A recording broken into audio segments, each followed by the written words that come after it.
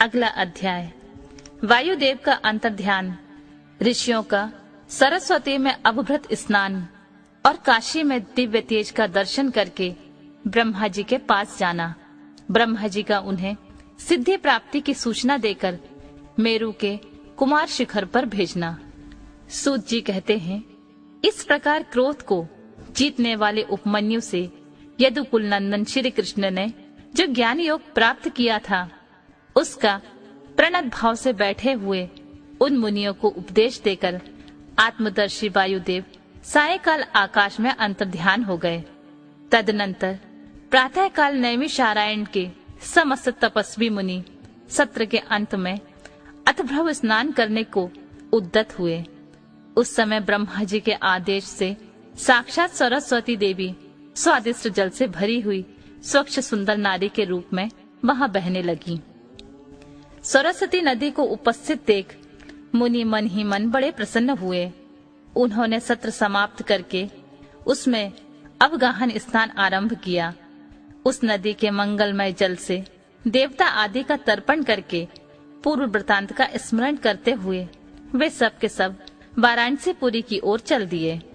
उस समय हिमालय के चरणों से निकलकर दक्षिण की ओर बहने वाली भागीरथी का दर्शन करके उन ऋषियों ने उसमें स्नान किया और भागीरथी के किनारे ही का मार्ग पकड़कर वे आगे बढ़े।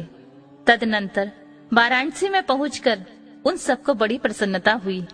वहां उत्तर वाहिनी गंगा में स्नान करके उन्होंने अभिमुक्तेश्वर लिंग का दर्शन और विधि पूर्वक पूजन किया। पूजन करके जब वे चलने को उद्यत हुए, तब उन्होंने आकाश में एक दिव्य और परम अद्भुत प्रकाशमान तेज देखा, जो करोड़ों सूर्यों के समान जान पड़ता था। उसने अपनी प्रभा के प्रसार से संपूर्ण दिगंत को व्याप्त कर लिया था।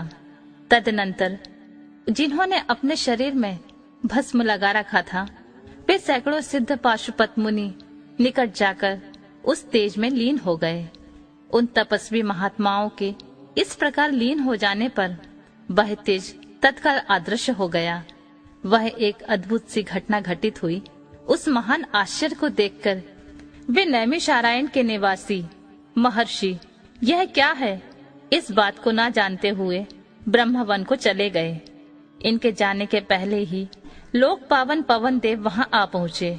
उन्होंने नैमिषारण्य निवासी ऋषियों का जिस प्रकार साक्षात्कार हुआ, जिस तरह उनसे उनकी बातचीत हुई, उन ऋषियों की शुद्ध बुद्धि जिस प्रकार पार्षदों सहित साम्य सदाशिव में लगी थी, और जिस प्रकार उन यज्ञ परायण ऋषियों का वह दीर्घकालिक यज्ञ पूरा हुआ था, वे सारी बातें जगत दृष्टा ब्रह्मा योनि ब्रह्मा जी को बताईं। फिर अपने कार्य के लिए उनसे आज्ञा ले वे अपने नगर को चले गए। तदनंतर अपने स्थान पर बैठे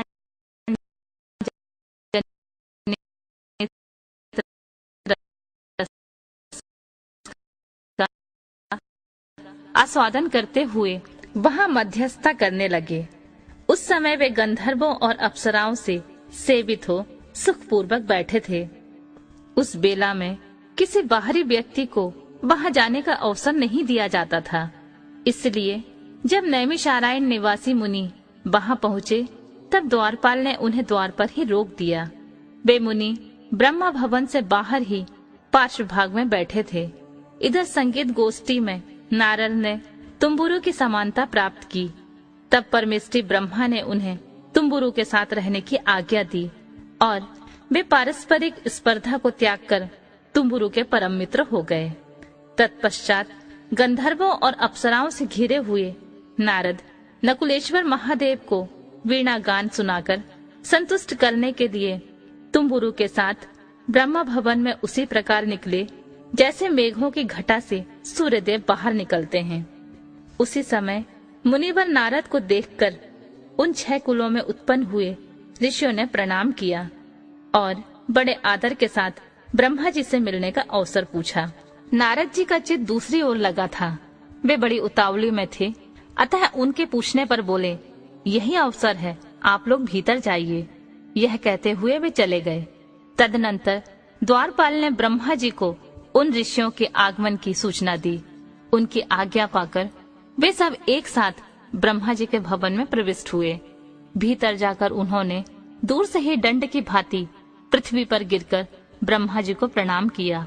फिर उनका आदेश पाकर वे ऋषि उनके पास गए और चारों ओर से उन्हें घेर कर बैठ गए।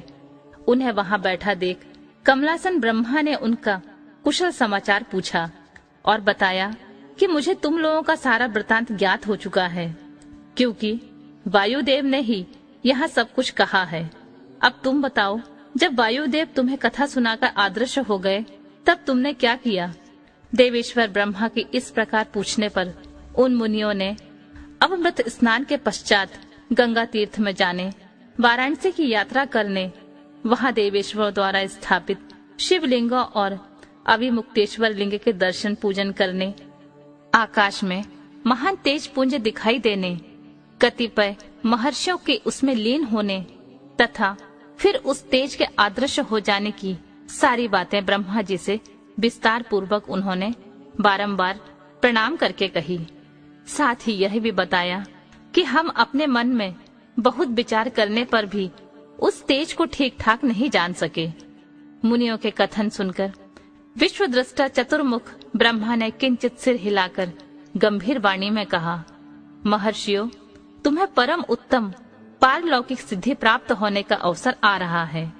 तुमने दीर्घकालिक सत्र द्वारा चिरकाल तक प्रभु की आराधना की है, इसलिए वे प्रसन्न होकर तुम लोगों पर कृपा करने के उत्सुक हैं। उस तेज पुंज के दर्शन की घटना घटित हुई है, उससे यही बात सूचित होती है, तुमने वाराणसी में आकाश के भीतर दो दीप्तिमान दिव्य तेज देखा था, वह साक्षात ज्योतिर्मय लिंग ही था। उसे महेश्वर का उत्कृष्ट तेज समझो। इस तेज में श्रोत और पाशुपत व्रत का पालन करने वाले मुनि, जो 100 धर्म से पूर्णतः निष्ठा रखने वाले थे, वे अपने पाप को दह कर चुके हैं और लीन हुए हैं। लीन होकर वे स्वस्थ एवं मुक्त हो गए हैं। इसी मार्ग से तुम्हें भी शीघ्र ही मुक्ति प्राप्त होने वाली है। तुम्हारे देखे हुए उस तेज से यही बात सूचित होती है। तुम्हारे लिए यह वही समय देववश स्वयं उपस्थित हो गया है। तुम मेरु पर्वत के दक्षिण शिखर पर जहाँ देवता रहते हैं जाओ। वही मेरे पुत्र सनत कुमार, जो उत्कृष्ट मुनि हैं, निवास करते हैं। वे वहाँ साक्षात भूतनाथ नंदी के आगमन की प्रतीक्षा में हैं। पूर्व काल की बात है, सनत कुमार अज्ञानवश अपने को सब योगियों का शिरोमणि मानने लगे थे, इसलिए दुर्विनीत खो गए थे। यही कारण है कि उन्होंने किसी समय परमेश्वर शिव को सामने देखकर भी उनके लिए उचित अभ्युत्थान आदि सत्कार नहीं किया। वे अपने स्थान पर निर्भय बैठे रहे। उनके इस अपराध से कुपित हो नंदी ने उन्हें बहुत बड़ा ऊंट बना दिया। तब उनके लिए मुझे बहुत बड़ा शोक हुआ और मैंने दीर्घकाल तक महादेव और महादेव की उपासना करके नंदी से भी बड़ी अनुनय विनय की। इस प्रकार प्रयत्न करके किसी तरह उनको ऊंट की योनि से छुटकारा दिलाया और उन्हें पूर्ववत सनत कुमार रूप की प्राप्ति कराई। उस समय महादेव जी ने मुस्कुराते हुए अपने गणाध्यक्ष नंदी से कहा, अनग, सनत कुमार मुनि ने मेरी ही अवहेलना करके मेरा वैसा अहंकार प्रकट किया था, अतः तुम ही उसे मेरे यथार्थ स्वरूप का उपदेश दो। ब्रह्मा का ज्येष्ठ पुत्र मूढ़ की भांति मेरा स्मरण कर रहा है, अतः मैंने ही उसको तुम्हें शिष्य के रूप में दिया है। तुमसे उपदेश पाकर वह मेरे ज्ञान का प्रवर्तक होगा और वही तुम्हारा धर्म अध्यक्ष के पद पर अभिषेक करेगा। महादेव जी के ऐसा कहने पर समस्त भूत गणों के अध्यक्ष नंदी ने प्रातःकाल मस्तक झुकाकर स्वामी जी की वह आज्ञा शिरोधार्य की तथा सनत कुमार भी मेरी आज्ञा से इस गणराज नंदी को प्रसन्न करने के लिए मेरु पर दुष्कर तपस्या कर रहे हैं। गणाध्यक्ष नंदी के समागम से पहले ही तुम लोग सनत कुमार से मिलो, क्योंकि उन पर कृपा करने के लिए नंदी शीघ्र ही वहां आएंगे। विश्वयोनि ब्रह्मा के इस प्रकार शीघ्र आदेश देकर भेजने पर वे मुनि मेरु पर्वत के दक्षिणावर्ती कुमार शिखर पर गए।